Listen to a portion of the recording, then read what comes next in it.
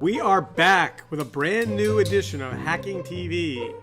South by Southwest, the Tech Music and Movie Festival in Austin, Texas, may be known for launching apps like Twitter and Meerkat, but this year it pivoted from code to digital content, with VR and AR being the talk of the show. And old media continues to say it's going to wake up and get young and fast.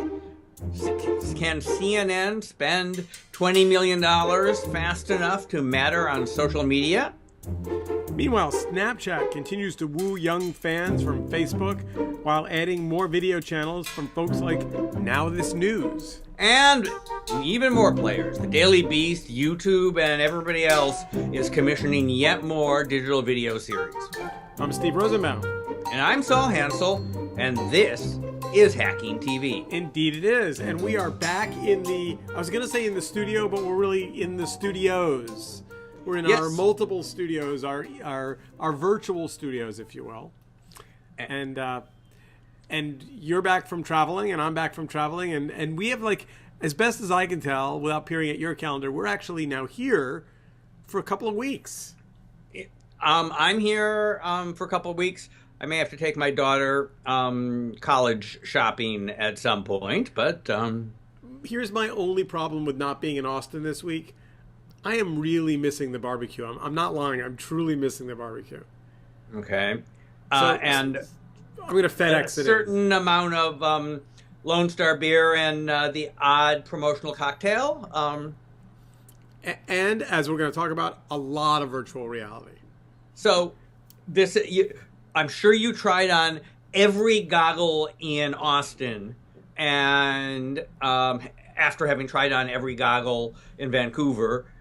And what sticks with you? What are you seeing in the creative set that hangs out at South by in terms of what they're doing with all these gizmos? So you got to break it into three categories. Okay. There's narrative VR, there's journalistic VR, and then there's AR, augmented. And they really are, for all intents and purposes, entirely different. When you say narrative versus journalistic, what do you mean? So narrative is, I'm going to tell a story in a virtual world where, as a filmmaker or a storyteller, I'm going to take you on a journey and take you places. Journalistic is, I'm going to expose an injustice or tell you the truth or recreate a crime in VR, and you're going to get to walk through the crime scene. But one of the, journalistic VR is presumably based on accuracy and truth, whereas narrative VR is entirely storytelling. Aren't there a couple of more categories? Isn't gaming, which a big category as well for VR? Sure. It's just not one I care about so much. Got it. Yeah, fair enough. And for that matter, just the general explore a place, be it for travel or real estate, is another use for it, right? You just get to wander around someplace because you want to see what it looks like. Yeah, no, there's plenty of other uses, but the question is,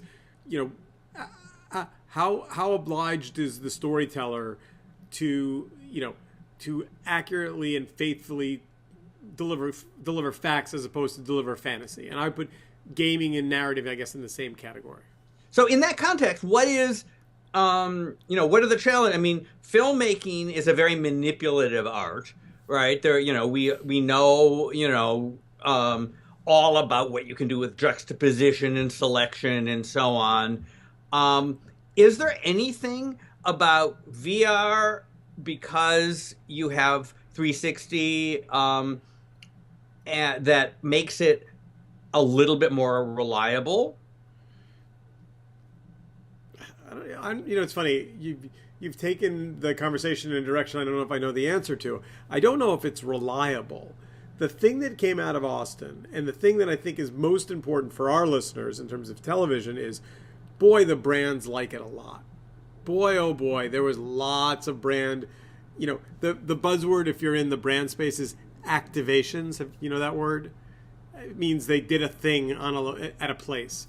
There was a McDonald's activation. There was a Deloitte activation. There were lots of brands offering potential customers an opportunity to explore and play with their brand in VR. A lot of them.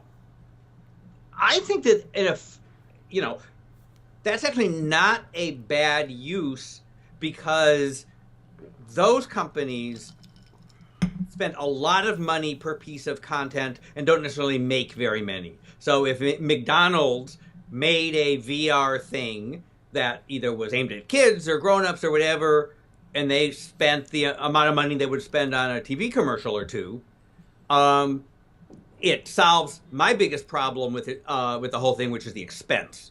And as whether the New York Times is going to be able to do very much of it, and whether it actually ends up being significant in a news gathering organization sense, I'm not so sure. But we're at the very beginning. So the only thing that made me sad, and it didn't come out of South by, but it was last week's news as well, was this guy who I've really admired, the young kind of fiery creator of Oculus Rift, was asked in an interview when Oculus would support Apple. And he said, without skipping a beat, when Apple stops making crappy computers. And that hurt me, right? Like, I'm not an Apple fanboy. I mean, I own a lot of Apple gear, but I'm not one of these people that's going to fight for Apple's future and say that everything Apple does is brilliant. I mean, I don't own an Apple Watch, but I was just like, ouch, really? I mean, Well, this is for the production environment? No, it's for the consumer environment. Wait, why do I need a computer to use Oculus? Because, see, this is how crazy the space is. Because Oculus needs to tie to a great big... Oculus doesn't have the smarts built into the VR. It's got a beautiful VR experience, but for $3,000, they can't put a damn graphics chip in it. Nope, it's tied to a great big honkin' laptop or desktop, PC desktop. All right, so it's a supercharged gaming machine. Yes, right, and that's fine. And super duper gamers want tricked out high end PCs because that's the best gaming machines, right? And they're you can stick cards in them that do what you want, and Apple, that's not Apple's market, right? Apple doesn't want you to stick cards in your thing. But here's why I think this matters for our Hacking TV listeners, and then we can go on and talk about all the other stuff that's going on, because there's a lot this busy week. As a lifelong filmmaker, I never felt drawn to 3D. There was no part of me that went, oh, I'm going to make a 3D experience. Like to me, when my brain starts chewing on storytelling in VR, well, here, I'll give you a perfect example.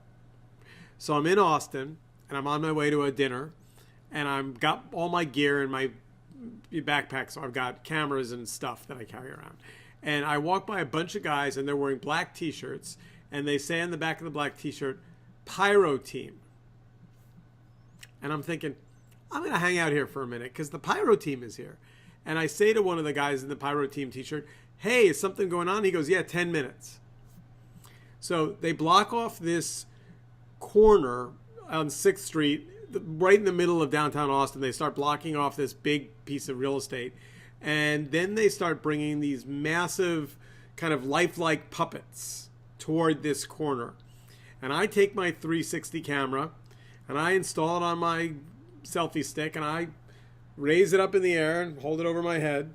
And very quickly, I am recording in 360 what turns out to be this fabulously crazy kind of like Bread and Puppet Theater meets Pyro event with, probably 1,000 people crammed in this street corner. Definitely good stuff. And what did you then do with that 360 video? So it's a huge file. Yeah. I uploaded it. So the way it works is the 360 camera, I have the Rioche, connects to my iPhone. So I have to transfer the file over to my iPhone, and then I can upload it to Facebook, which I did. And does one edit those? Not yet. Someone may, but I don't.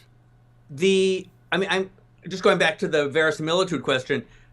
you can't have very many jump cuts on that stuff, right? I mean, you have to be pretty careful about how you edit it. Yeah, so I tend to record short little chunks, little 15, 20-second, like I'm doing in-camera editing. And also, the 360 experience on Facebook, where you sort of thumb around, no goggles, is a cool thing too. That's a different medium. Yeah. And it's, and that's a good thing sometimes, just like the panorama mode on the iPhone is a good thing sometimes. I use that, So on a regular basis. So we're seeing Amazon is now adding VR to Amazon Video. That's So what did you see? Did you see, you were going through your 3 categories. Did you see any creative that said, "Wow, that's a good use of it"? No, but to be fair, I wasn't in the film track. I was on the interactive side. Well, was there anything? I mean, you saw a bunch of products at TED. Yep. Was there anything that you saw that was new other than announcements by people saying, "Hey, we're interested"? No, and Okay. and Meta, who I saw at TED and raved about, was also at South by and did a great presentation. Did and the they same seemed- show, presumably, or something very close to it. But they had brought in the guy who did the graphics for Iron Man, and we're talking more about kind of the UI around VR. But just since we were last together, Amazon's doing a VR thing. B Sky B is announcing a content studio for VR. I mean, there's it's possible they're all wrong. It's possible that Oh, I think it's very likely that if there's a thing that's getting a lot of buzz at a place like South by, all the people are going to want to sign up for it, and just cause. And since nobody can articulate a complete sentence that says, "We think this technology is going to be an important part of consumers' lives in this way with this economic basis behind it," it's an experiment, but we've lived in this place where stuff that looked tangential has gotten to be big, like mobile. I remember when the Times started its development lab, started playing around with mobile apps, and people, including me, said, "What's the big deal with that?" Right? It's a little BlackBerry app, not a big deal. They were right. Mike Zimbalist, and they were right even to play with it, build a bunch of stuff that didn't make any sense or wasn't all that big of a deal to get into the flow. And when somebody figured out what was a big deal, they knew something. So, and by the way, last comment on VR, and then we'll move on because we're going to try and do 3 chapters on this show, and we're already a few minutes over. The Times, their entire physical space at South by was focused on VR. Because it's cool, but that doesn't mean it's real. I mean, that doesn't mean it's a business but what they're trying to do, and what I respect, is they're trying to figure out what are the storytelling devices that will bring a young audience to the paper that hasn't ever been a reader of the physical paper, and because it's cool. And I think Mark Thompson said as much. He said it's the buzziest thing we're doing. Right, but there's there's lots of things that are buzzy that are neither important or compelling. Anyway. All right. We're gonna come back to Now This News in a second, and there's a connection. But all right, Chapter 2. Chapter 2, Snapchat. So, here's the thing about Snapchat. So my friend Gary Vee has been preaching the gospel of Snapchat now for 6 months. And essentially what he says is, you're out, if you don't understand that this is where all of the heat and light is going, you're not paying attention. And before we started recording this podcast, you were explaining to me that you find it difficult. Well, I was trying, so Snapchat is 2 tangentially related businesses. Yes. There is I'm going to send you a video message that self-destructs that got them lots and lots of users. And then they said, and we're going to stick into the experience somewhere a bunch of advertising-supported short video clips. That doesn't have anything to do with each other, except it seems to be working. And if they pull this off, it's going to be one of the great, business bank shots of our time. So there was a really good kind of how to use Snapchat how-to article that came out a couple of days ago, and one of the things it said is, the reason why it's not user friendly is so that the kids can tell their friends, "Hey, here's how to do that." But it's like it's like the opposite of a good UI. It's a purposefully obtuse, hard to understand UI to keep your parents away. Okay.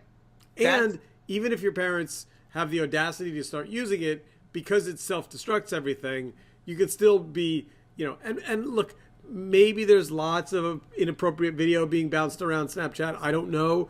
But it seems to me that it's more about like young people just not wanting to be hanging out where their parents are. Well, look,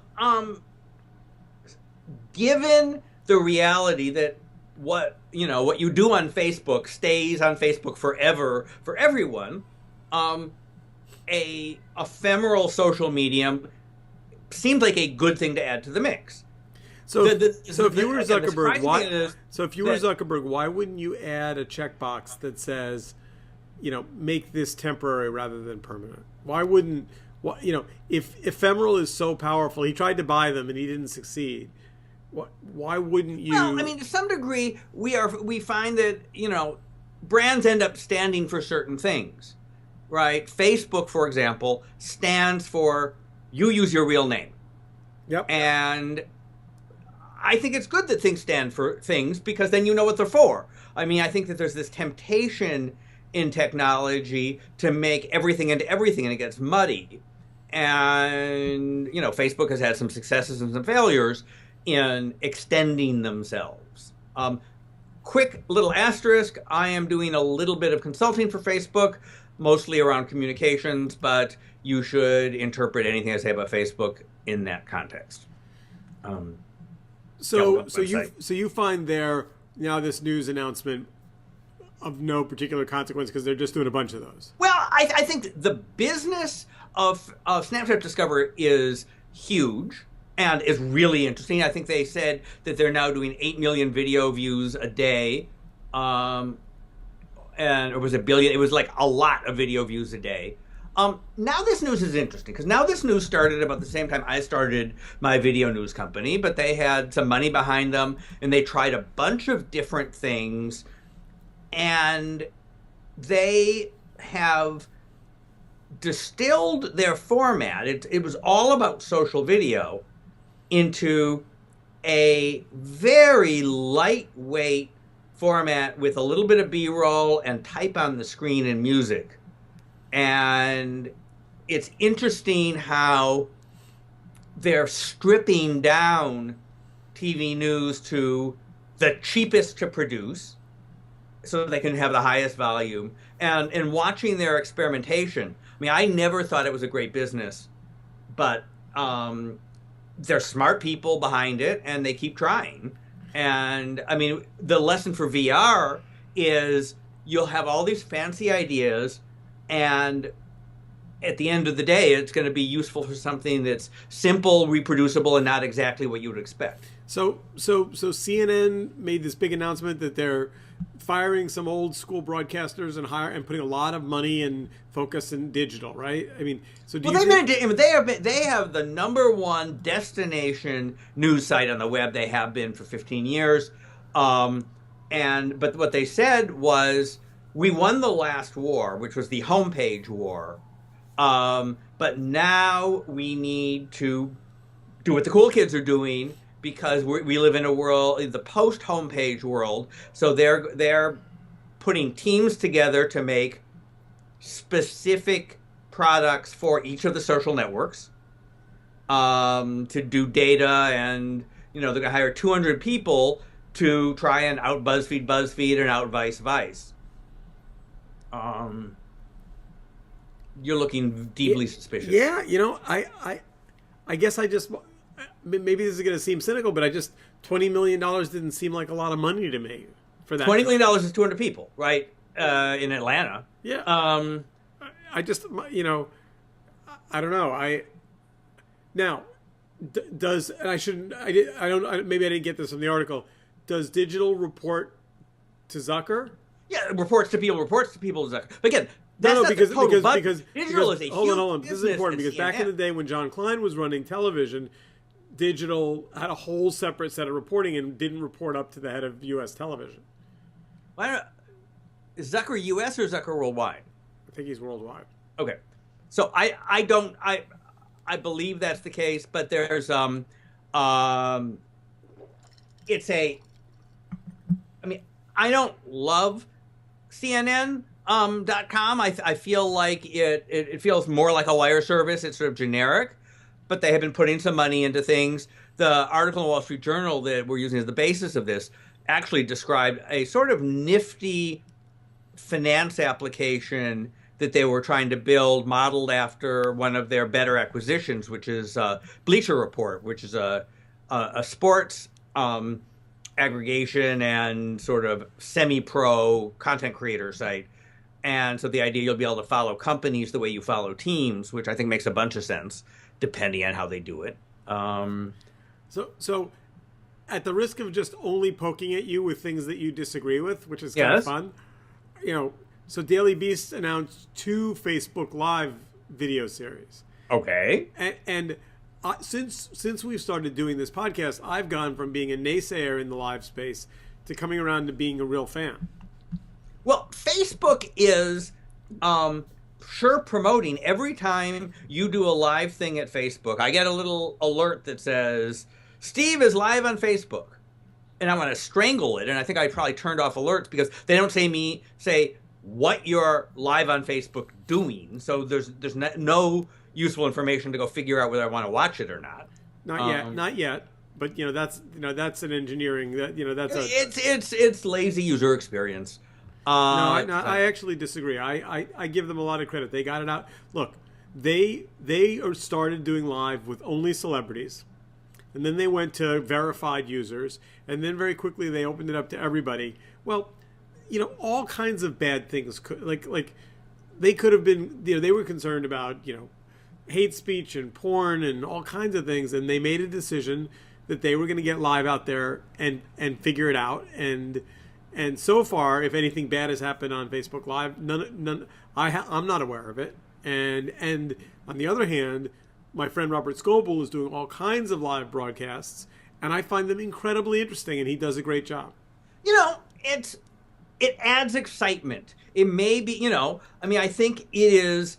Live on Facebook is the same as the big red breaking news banner on CNN and Fox News. Yeah, we're gonna agree to disagree about this because I don't think that's what makes live interesting. I think what makes live interesting is Scoble says, "I'm talking to this particular person today," and 1,000 people show up watching him live, and then they start commenting, and he starts talking not just to the person he's interviewing, but he's able to garner an interactive audience in real time, and I think that makes it. That's cool.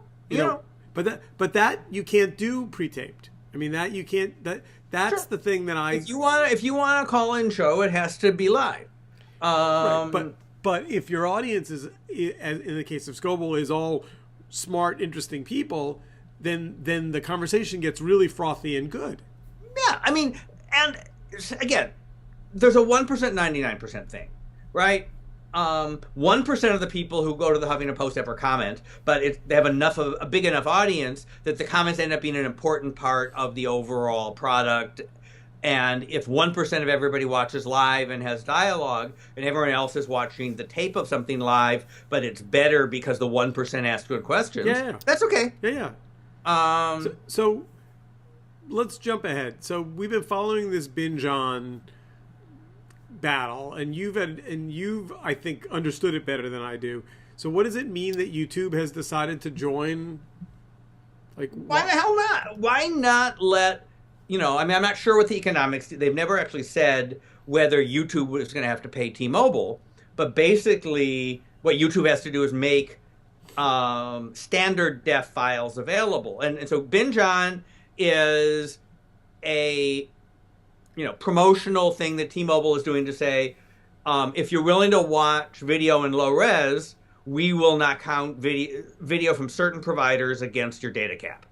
So there are a bunch of people who presumably would say unlimited YouTube viewing on my phone is an attractive proposition, right? So, I mean, it's like the friends and family plan on MCI, right? You gave, this is going back before half our audience. MCI, that's so familiar. What is that? Yeah. It used to be once upon a time you had to pay for phone calls. You had to pay a lot to call somebody who wasn't in the same state as you. And MCI, instead of just cutting the rates by 20%, said we'll cut the rates by a lot more for a small list of people you call, right? You're sitting there and you're trying to shuffle around the discounts. So you say, we're not going to just give you more data. We're going to give you unlimited data for some things. And that's fine. That's good. And, all those shell game packages are good competition. Where it gets interesting is the net neutrality debate. Is it okay for a business and a network provider to make a deal that subsidizes the bandwidth costs? And our friends at Verizon are now, I think, agreed to subsidize all the bandwidth costs on Go90, which means Go90 has a competitive advantage on the largest cell phone network in the world compared to everybody else on the planet. Some people think that's an unlevel playing field and that Verizon is going to unfairly promote its video service. And that is why we have lawyers. Yes. And are we getting good value out of the lawyers and the regulators and the lobbyists and the yeah, not right now. Policy industrial complex? Which brings us to the kicker story of the podcast, but the one that is only tangentially involved in hacking TV, but enough that we thought we ought to spend a minute on it, which is the Gawker Hulk Hogan sex tape. Well, and by the way, let me start by I'm sorry, go ahead. Let me start by saying I did not research this, so I have not witnessed the sex tape, and I have no plans to see Hulk Hogan's sex tape. So maybe you want to, as a public service to our audience, find that on YouTube or somewhere and watch it, but I'm not interested. Hulk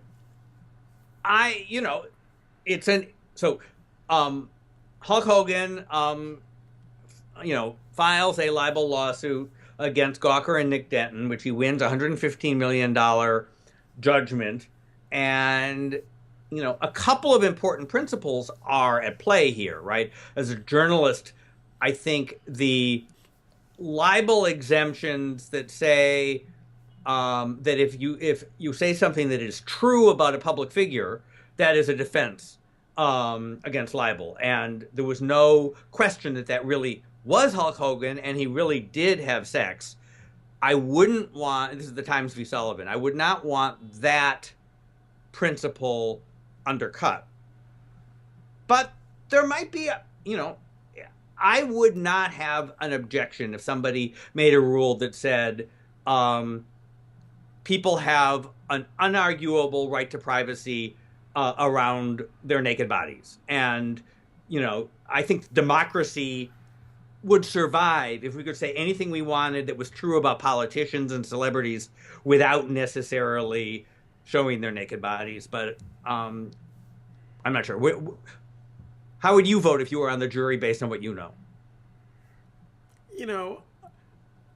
I think, Gawker's done some, you have to remember, this is not a one-off thing. I mean, there was that horrible situation with the Washington politician that Gawker decided to out because they found out that he was gay, and essentially came in and this is maybe the furthest extreme of their kind of bad boy journalism, pirate act, but they've done a bunch of others, and when they were when there was the deposition, they asked the editor, was there a sex tape that he wouldn't feel okay airing or publishing, and he said, well, yeah, maybe a 4-year-old.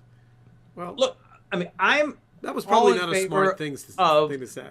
Saying civil liberties aren't real civil liberties unless they apply to the most repulsive people you can think of. right? So I'm pretty hardcore on that, right? Nazis can march in Skokie. That you need to.